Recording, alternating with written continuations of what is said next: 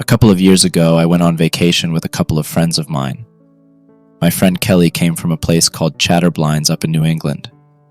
While her family had long since moved out, they kept a summer home in the area. Small town living in a place down by the coast. Sign me up. There were 4 of us in total. Kelly, who arranged the whole thing, was a work friend of mine. Then there was Marie. I didn't know her very well, but she and Kelly went way back to the point where they could probably finish each other's sentences. Finally, there was Annie. I didn't know her all that well, but I'd seen her around the office a couple of times. Apparently she was related to Marie somehow, but I hadn't bothered to ask how. So on a late Thursday afternoon, we headed for a New England Labor Day weekend. Chatterblinds is a peculiar town, just past Brunswick. The place is along the coast and houses, at most, a couple of hundred people. Most of it looks sort of frozen in the 1970s, and you can tell by the sun-beaten signs that not a lot has changed since then. We made our way to the old summer home at the edge of town. It was the kind of place where you needed firewood to keep warm in the winter, and where your water might suddenly run out. There was a well on the property. Electricity was spotty at best, and there was a massive wasp nest hanging from the southwestern corner of the roof. Still, it was exactly what we bargained for. Cheap country living. Our stay there took some time getting used to, but by Friday night we were having a blast. We took a rowboat out to a sauna on a small island and had margaritas. We spent Saturday touring the town and having a bite to eat at the local pub. We met one of the local fishermen who offered to take us out on a trip on Sunday, which we all heartily agreed to. Subsequently, Sunday turned out great. Sure, we had to get up early, but we were feasting on freshly smoked lobster by the end of the day. We were having a bit of trouble, though. There were a couple of locals who weren't all enthused about a bunch of metropolitan women coming to see their town, so we had to endure more than a handful of nasty comments. They were just stupid kids, but it was definitely the worst part of the trip. There was this one blonde kid with a white shirt that just refused to stop smirking at us. His baby sister, aged 10 or 12, didn't seem all too enthused either. When Sunday rolled around, we were ready to go home. Before we did, Kelly decided to give us a final tour. Marie remarked on something peculiar, that there was no church in town. Towns like this always got a church, she commented. It's just strange is all. It's the bedrock, Kelly commented. Most of the town is built on solid bedrock. So just build a church on the bedrock. Can't have a graveyard built on bedrock, Kelly shrugged. Most folks who died back in the day were shipped off to either Brunswick or Casket. Kelly stopped for a moment, considering something. Checking her phone, she nodded. We got time, she smiled. You gotta see this one last thing, the Casket Cellar. She took us to the north side of town. We followed a dirt road into the woods, where there was this bulging dirt mound. Not just like a pile, but like a small structure. It was clearly man-made, but hadn't been used in decades. It was covered in wildflowers in this perfect circle, like a place of worship. There was a solid oak door in the middle of it. The road was severely overgrown with weeds and fallen trees, showing just how few people went out of their way to see this place. A couple of rusted-out logging machines lay to the side. Just looking at them made me feel like I needed a tetanus shot. This is one of few patches of land around that isn't just solid rock, Kelly said. It was too small to build a graveyard, but they figured they could make a kind of storage. A storage for what? Annie squinted at her. For a while it was logging stuff, but back in the day it was dead folks, like a temporary thing before the bodies were shipped off north. So it's like a cooler, a cellar, said Marie. Yeah, Kelly nodded. People don't use it anymore, but it's sort of a morbid local curio. We all fell silent for a moment. Kelly turned to me with the biggest grin. Want to check it out? Of course we wanted to see it. We were 4 women in our mid-30s hopped up on true crime podcasts and Stephen King novels. This was the sort of thing that gave me the goosebumps. I'd never heard of anything like it. A body cellar? Sick. The door took some convincing to open, but we managed to squeeze through. The air was damp and cool, much colder than expected. Using our phones as flashlights, we walked down a narrow set of stone steps, deeper into the ground. The cellar was about 9 by 9 feet, and we had to crouch not to hit our heads on the ceiling at times. The ground was solid bedrock, but the walls were a combination of propped-up planks and deep dirt holes. They reminded me of the wasp nest back at the house, where you could see these deep chambers built into it. It was the same here, about a dozen holes in the wall, going deep into the dirt. Of course, there was nothing there. The place hadn't been used for decades, maybe even a century. There was some kind of opening somewhere, as I could feel a puff of cold air going through the room, but I couldn't see any ventilation or opening. To add to the ambience, Kelly decided to light an oil lamp she found in the corner. We were a bit skeptical, but it seemed to work well enough. She hung it on a hook in the middle of the room. The light flickered a little as we turned off our flashlights and looked around the room. There were these small notches in every hole where caskets were once slid in.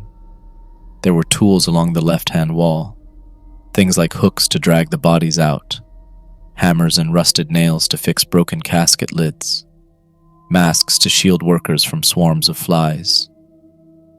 Every item told a story, and once you put it all together, it painted a grim picture. This place had been something real and sorrowful. This wasn't a tourist attraction. It was a remnant of a grim reality. This was a place of necessity, not curiosity. I felt a little bad about it and suggested we leave. Marie and Kelly wanted to take a couple of pictures, so they asked me to help. They sat down by the edge of one of the holes and pretended to look scared. I took a couple of photos while Marie giggled about having a new Tinder pic. I wasn't amused. It was too morbid. That cellar was uncomfortable. We turned to leave, hurrying up the stairs. Annie was first. As she reached the door and pushed on it, she stopped. She pushed again and again. "It's stuck," she said. Hold on." She tried a couple more times, but couldn't get it to budge. She switched places with Kelly, who was the more athletically gifted of us. Kelly gave it a proper shoulder push, but the door didn't move an inch. She gave it another push, a kick, and an impressive effort, but it didn't move. Then I heard something. Giggling. It was those goddamned kids. They'd locked us in and put something against the door. Annie yelled at them to let us out or we'd press charges. That just made them giggle more. It didn't take long until we could hear them leave, with a faint bye echoing off in the distance. While Kelly and Marie took turns punishing the door, Annie and I tried to get a signal on our phones. Even at the very top of the stairs, we were still underground and off the grid. This place was isolated, and we couldn't get a signal through. Kelly and Marie came back down dripping with sweat. Annie was curled up in a corner trying not to panic. There was no doubt about it. We were stuck, for the time being. Maybe someone would pass by and let us out. Kelly tried to use some of the tools to break the door, but it didn't work. The hammers were termite-ridden, and the handles were falling apart. There was a saw, but the blade was rusted straight through. There were hooks for dragging out caskets, but these were useless when it came to breaking doors or hinges. We were stuck down there for a couple of hours. Things were getting dark outside, and we could feel a wind growing colder. Annie was having some sort of panic attack, and had resorted to desperately pounding on the door, screaming for help. The rhythmic thumping and yelling were boring into my brain, to the point where I could still hear it in the quiet moments where she stopped. Kelly had run her phone battery dry trying to find a spot with a signal. Marie had just fully given up and collapsed against the wall, taking a stress-induced nap. The oil lamp was still burning strong. Kelly had tried to set the door on fire, but it just wouldn't catch on. The air was too damp, and it only resulted in smoke blowing down into the cellar. It seemed that no matter how hard we tried, we couldn't MacGyver ourselves out of this one anytime soon. It was getting annoying since we all had work in the morning, and we'd have to drive late into the night to make it back on time at this rate. Inevitably, we turned on one another, blaming each other for provoking the locals, for not keeping the door open, for going there in the first place. Annie went on a long rant about how we all could have gone to Aruba instead, where she had a half-sister who ran a bar. Marie had fully checked out at that point, turning from napping to silently weeping. There was no way we'd be left there for long. If the kids had found us, others would too. We just have to make sure we're heard, I said. That's all we can do. We took turns pounding on the door, calling out for help. Even Marie joined in, although not as energetically as the rest of us. We rationed our water bottles, sharing what little we had between us. It went on and on for hours, banging on the door, call for help, banging on the door, call for help, over and over and over. We were lucky that cellar was empty, or that kind of brain-dead monotony would be annoying enough to wake the dead. It got colder a lot quicker as the sun set. There'd already been an overcast during the day, so we figured it wouldn't be long until it started to rain. Maybe someone would come looking for us in the morning. The four of us not showing up for work ought to raise a few eyebrows. We huddled together for warmth, watching the light of the oil lamp flicker back and forth. There was a cold chill reaching us, pulling me back from the brink of an exhausted sleep over and over. It must have been close to midnight when I looked up to see Annie standing in the middle of the room, staring down the holes in the wall. She was breathing heavy, as if trying to psych herself up. I squinted at her, trying to get the sleep out of my eyes. "What are you doing?" I whispered as to not wake the others. "I heard something," she said. "In there." She pointed straight into one of the hole. As she did, an icy wind swept through the cellar, swirling the dirt around and stinging my nose. Marie shuddered in her sleep. "I'm gonna look," said Annie. "Real quick." I got up and stood behind her. She crawled into the hole face first. She could barely move, but I promised to pull her out by her feet if I had to. As she got to the back of the hole, I couldn't see anything but her shoes sticking out. "Anything?" I asked. "No," she sighed. "I think it's just some..." She stopped. Another wind passed through the room, this time a little stronger.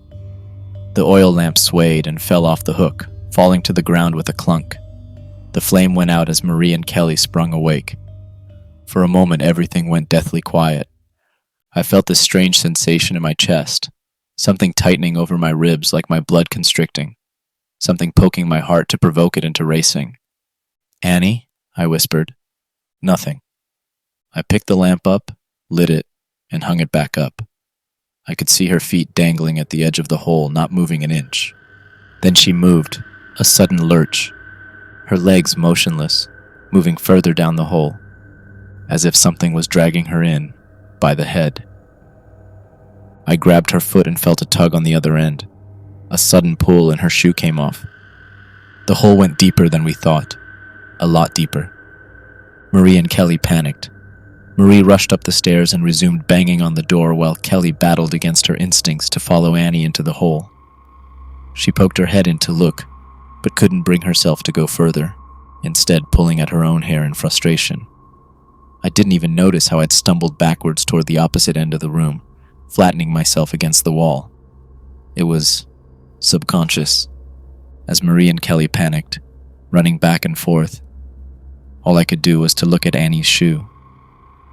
It still lay there at the edge of the hole, the same hole we'd used for a nice profile picture earlier in the day. A stray thought hit me. I still had some battery left on my phone. Not much, but a little. As the screams for help faded into screams for Annie, I fumbled through my photo album. I didn't even notice how much my fingers were shaking until I had to precision tap which image to view, where I picked the wrong one at least 3 times. Finally, I brought up the picture of Kelly and Marie, standing in front of that hole. The flash had gone off, giving them a bit of an eerie glow. But it also allowed me to see straight into the hole behind them. There were these 10 white spots in the dirt, laid out in a sort of crescent semicircle. They were too dull to be eyes or glass. They weren't really reflective. My mind wandered as I pondered the possibilities. My eyes blurred, looking away from the screen and down onto my dirty hands, my pale thumbs holding the device in a cramp. Looking back at the picture, I couldn't help but to see a similarity. 2 sets of 5 deep in the dirt. Fingers. I took down the oil lamp and carefully moved up to the hole. Kelly and Marie joined me.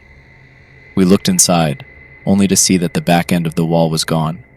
Instead, it was just this hole going deeper into the dirt at a slight tilt.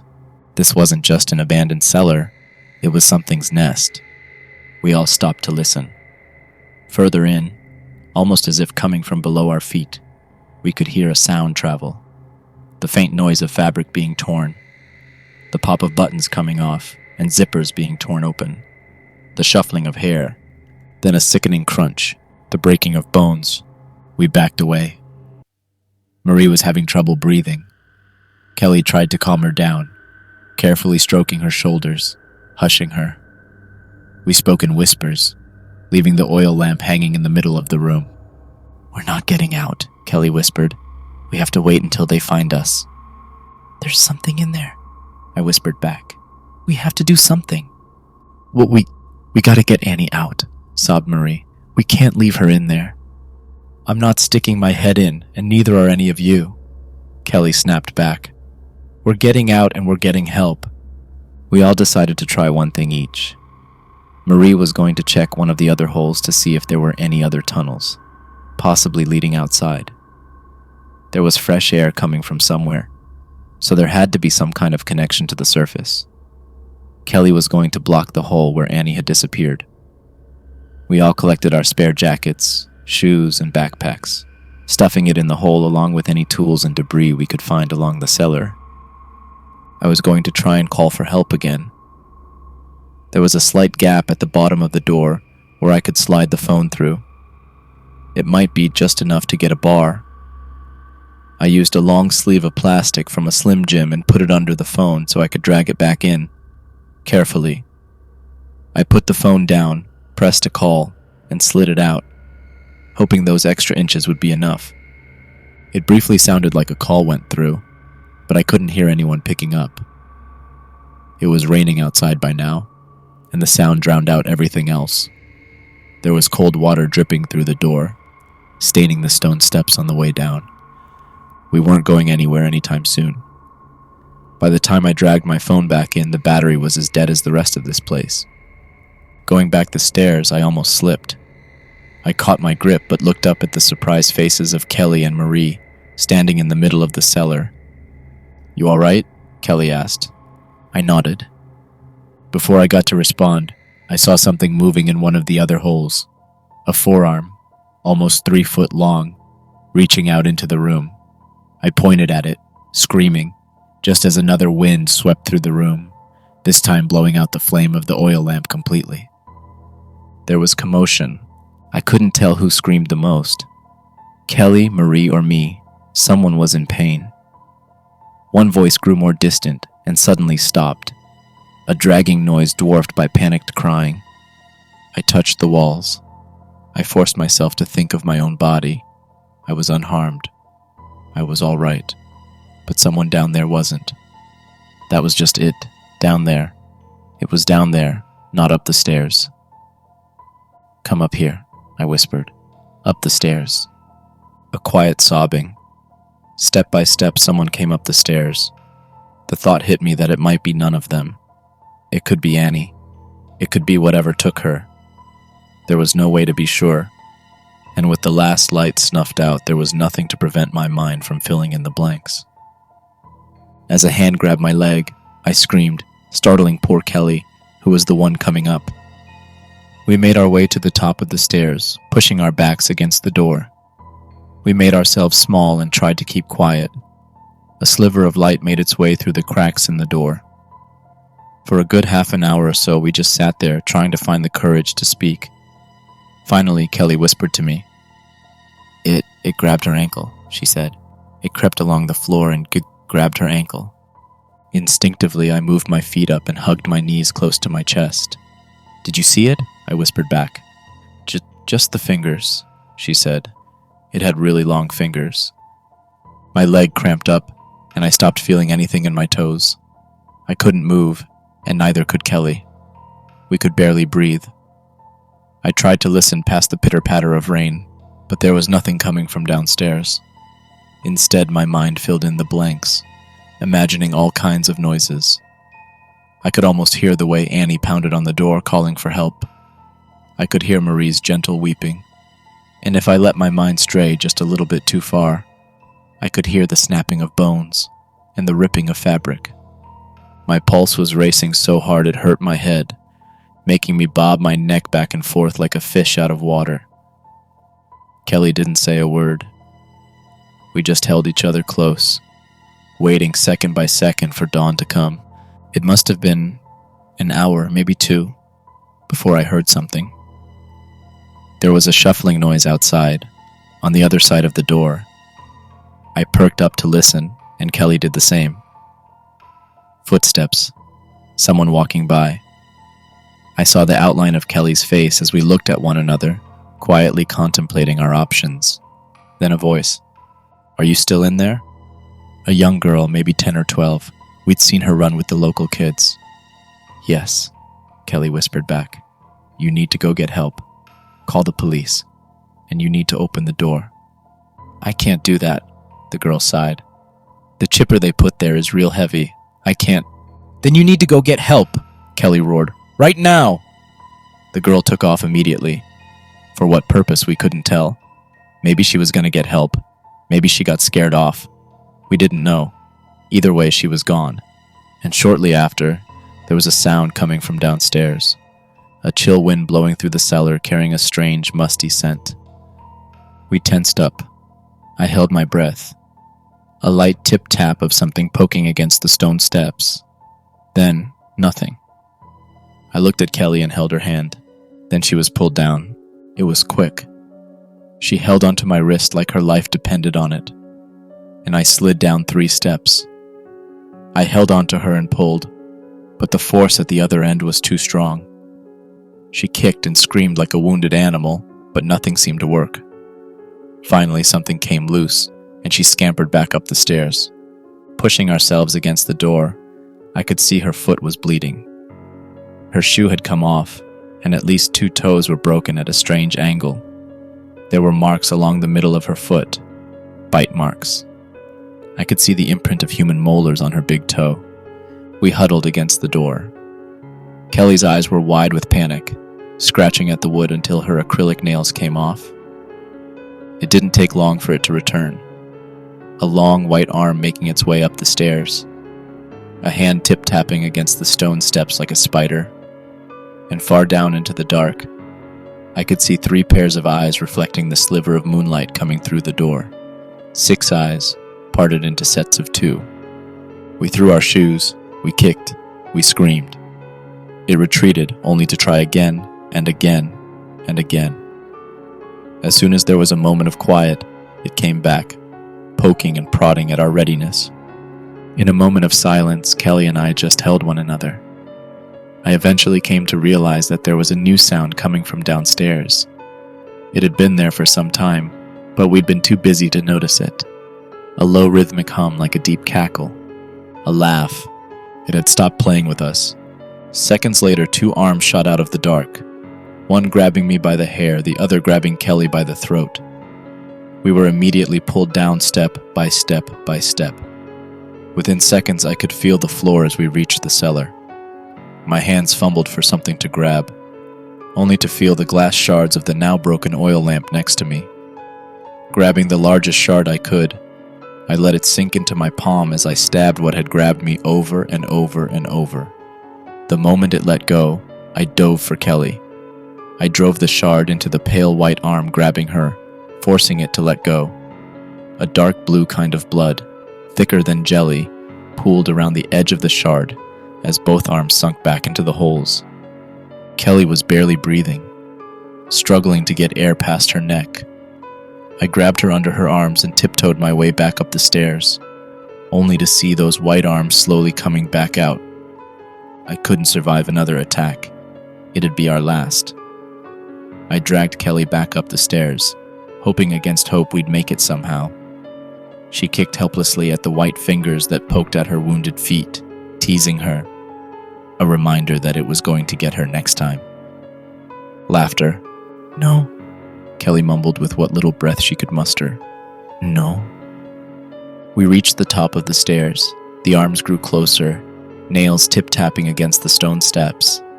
It was joyful, eager, expectant. I pressed my back against the door. If it came to it, I would have no choice but to drop Kelly. I had to do whatever it took to make it out. I remember coming to that conscious decision that if it came down to it, I'd do it. I had to. Then I lost my balance.